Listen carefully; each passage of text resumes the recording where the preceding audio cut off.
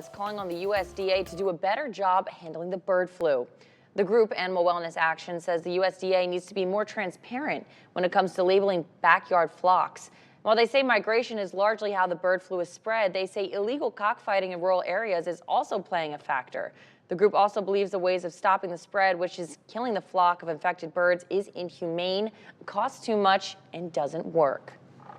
In the past, when there was an outbreak of bird flu or Newcastle disease, USDA and state agencies were able to eliminate it within 1 year. This virus is different.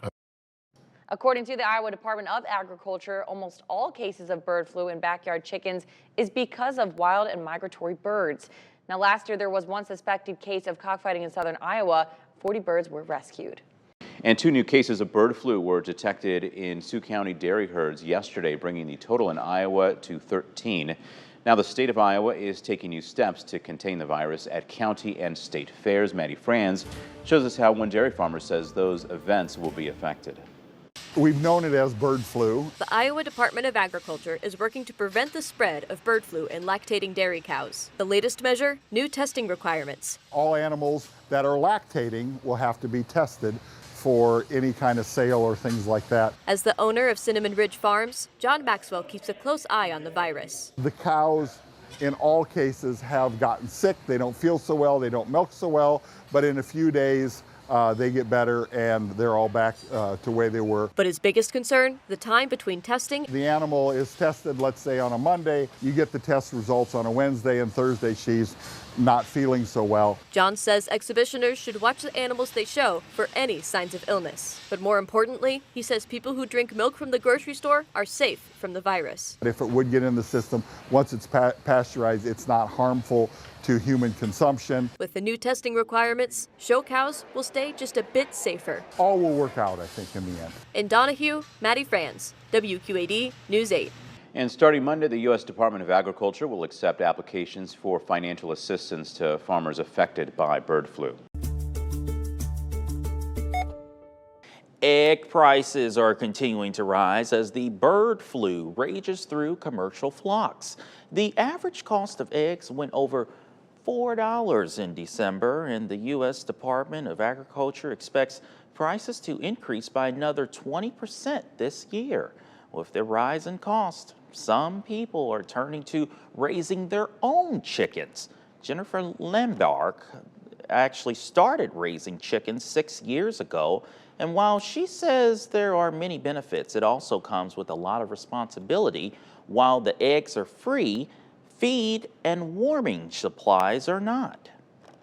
Do enjoy coming back home though and telling my husband just how much eggs are costing and how much each dozen eggs that we get from our girls is worth. But I can't say that we're saving money by having chickens and feeding them ourselves. Experts say an alternative to raising your own chickens could be to buy eggs from a local farmer. The nationwide average on a dozen eggs is $4.95. That's according to January's Consumer Price Index from the U.S. Bureau of Labor. So instead of spending $5 on a carton, a Rock Island family encourages you to pluck your own.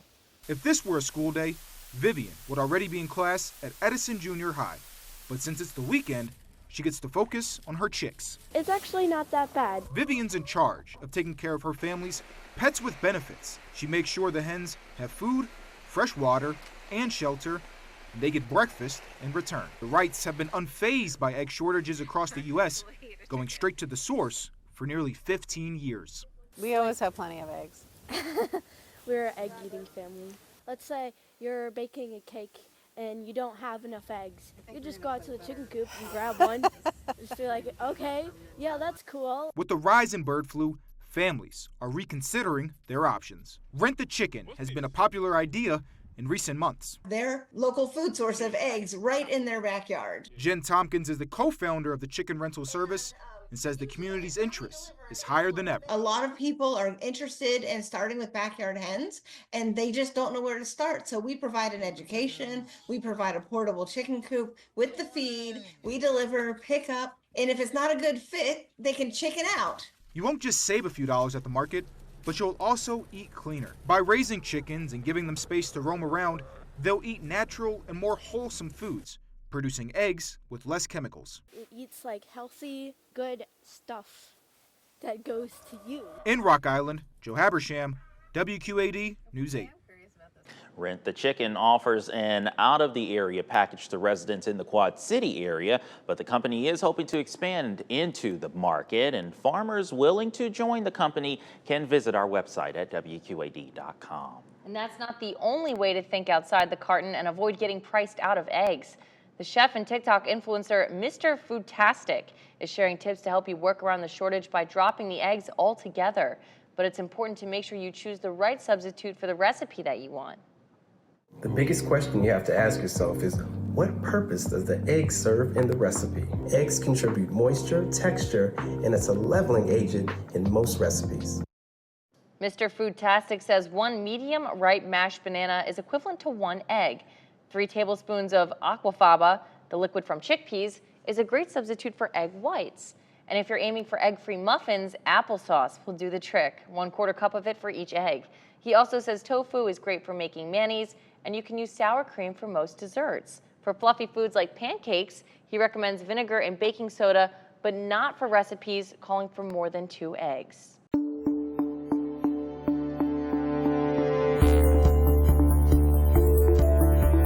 So here's our recipe update. I will say I forgot to mention that when you mix the vinegar and the baking soda, or the baking, yes, it's baking soda, right? Yeah, baking soda. I always get baking soda and baking powder confused. Right. But when you mix it, it's going to sizzle a little bit. So it's going to make kind of a funny sizzling noise, and then you put it on the griddle. And so far, these are the 2 that we've got cooked. Oh yeah, that'll work for me. They look all right now. Yeah. I don't know if you guys want to dig in while I start flipping this last one here. They look I the right would love consistency. to. There you go. Let's. But everything, it looks like a normal pancake as far as like cooking it. It looks normal. It looks pretty fluffy too, actually. Andrew, you want I'm kind to, of shocked. Here is a knife. I'll never say and a no. fork. Yeah. We've got some syrup too, make it really authentic here. But yeah, they're easy to cook. They cook just like regular pancakes. You know, they bubble up, and that's how you know you need to flip them over. So as far as cooking them, same thing as regular pancakes, honestly. Yeah. Now we just have to see if they taste like normal pancakes. And keep in mind, this is all without the egg. There's no egg involved in this recipe.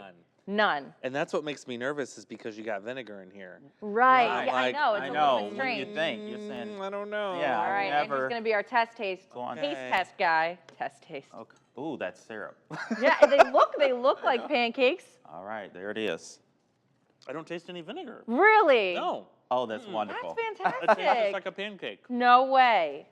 What happened to the vinegar? It's my turn. All right, pass that to Devin. Right there. Yeah, okay. Mine's almost done. I kind of like my pancakes just a little bit crispy. I don't know if that's weird, so I'm giving it a couple extra more seconds. Yeah, okay. Yeah, you I'm tell just me gonna what you take my think. Go finger. for it. See what you Oh, think. wow. No vinegar. Oh, Yeah. It Isn't tastes that like that is crazy? lovely. All right, it's my turn. That. Dig in. All right. That's wonderful. And that's all without an egg. I'm shocked. Baking. Who knew baking soda and vinegar would taste good? Now, you know, there are even other substitutes. Applesauce. We actually did some research. Yeah, you don't want to see the Yeah, mess that was my first attempt. Not got look at backed the, yeah. into a Let's not look at that I'll one. still take that one. I'll do some work on that one. That's impressive. I'm really impressed, or maybe I'm just that good of a cook. Oh, I think it's a little bit of both. let's put some. Yeah, you know what? Let's take another look at this one earlier. I was gonna say, let's put some bacon in front of you, and then we'll see. Yeah, this is my cooking skills right here. Thank goodness there's no bacon, because I'll start a grease fire. Fire danger, right? Oh. All right. Well, the good news is it works. This is a great substitute for eggs. That's right. And we've tried it for you. Now you can go home and try it. That's right. Flipping out over it. Thank you.